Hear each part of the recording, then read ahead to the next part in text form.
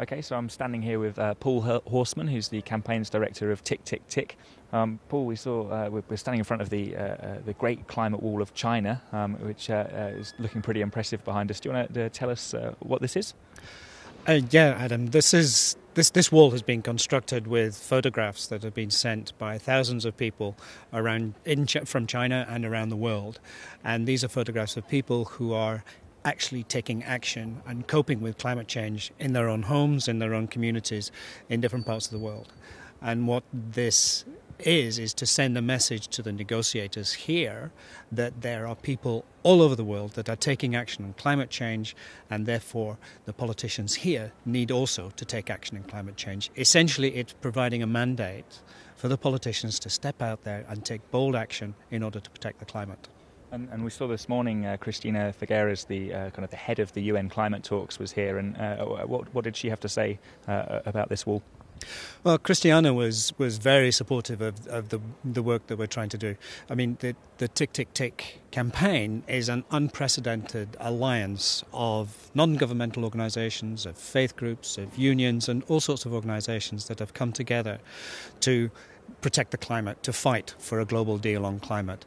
And Christiana was very supportive of that movement, and she was very supportive of the fact that we are building this movement and telling politicians that they need to step up to the mark and step into the space that's being created by people saying, you can do it, you have a mandate to take action to protect the climate, because that's what we want.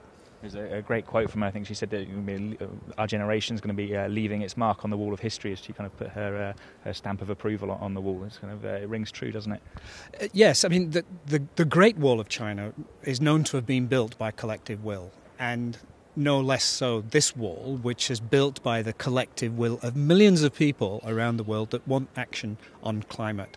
And what Christiana did in putting her stamp on the wall is talk about the fact that it was all our responsibilities and that we will leave our stamp on the wall of history. So it was very encouraging. And we spoke a little bit about the action that people want. I know that at the end of this conference there's a massive day of global action on the 10th of October called 10-10-10. Do you want to tell our viewers a little bit about what's happening there?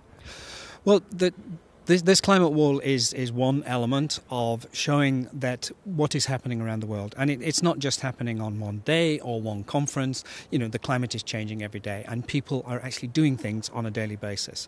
And what we are doing is raising the profile of what is going on around the world. And these actions will peak on the October the 10th, which is the day after this conference actually finishes, and there will be something like 7,000 actions or activities with people around the world in over 180 countries, with these people taking action to protect the climate. So that's happening on the 10th, and that actually marks a week of further activities designed to show that there is this willingness, this need from the public for politicians to actually step in and take bold action to protect climate. And so there's a whole range of activities. There's a story unfolding here of people around the world taking positive action, and that needs to be heard by the negotiators, and it's that positive action that has to be reflected within the negotiations so we can get the climate deal that we need. Let's hope that story of positive action unfolds this week and through to 10-10-10 and then onwards beyond that. Paul, thanks very much for joining us, and thanks for joining us and speaking to us this morning.